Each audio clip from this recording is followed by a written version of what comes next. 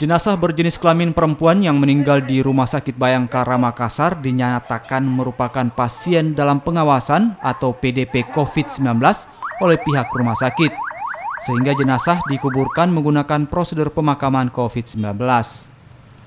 Menurut keluarga, pihak rumah sakit tidak pernah transparan mulai saat pasien berada di ruang instalasi gawat darurat.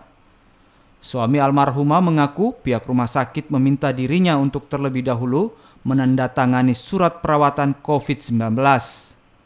Namun menurut suami almarhumah, istrinya hanya mengalami sakit stroke dan tidak pernah mengalami gejala terinfeksi COVID-19.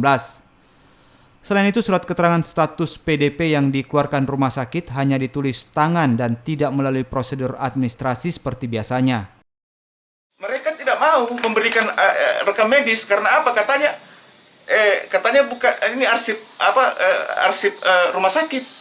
Saya tunjukkan undang-undangnya, undang-undangnya tentang konsumen, undang-undangnya tentang praktek kedokteran, undang-undangnya tentang rumah sakit. Dia bilang iya, di situ ada diatur untuk pasien. Jadi semua rekam medis itu hak pasien, bukan hak keluarga. Saya bilang pasiennya sudah meninggal. Kenapa kalian tidak mau kasih ke saya? Pihak keluarga juga menyayangkan proses pemakaman yang dilakukan dengan prosedur pemakaman COVID-19, serta petugas juga melarang anak almarhumah untuk mendekati jenazah saat jenazah akan dibawa ke pemakaman. Mereka membawa keluar jenazah dan saya disekap begini supaya tidak bisa bergerak. Ada yang tahan ya? Iya, ada yang tahan, 2 orang yang tahan, tim gugus, ada 2 orang kalau tidak salah dengan tim medis yang berpakaian lengkap menahan saya sehingga saya tidak bisa bergerak. Akhirnya saya terjatuh kembali memohon untuk mau berdiri tapi tidak bisa.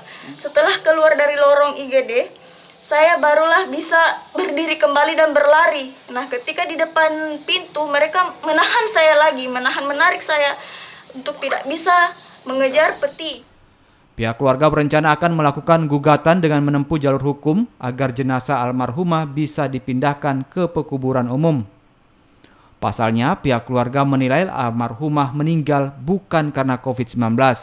Hal ini diperkuat dengan keluarnya hasil swab laboratorium dan menunjukkan hasil pemeriksaan almarhumah negatif.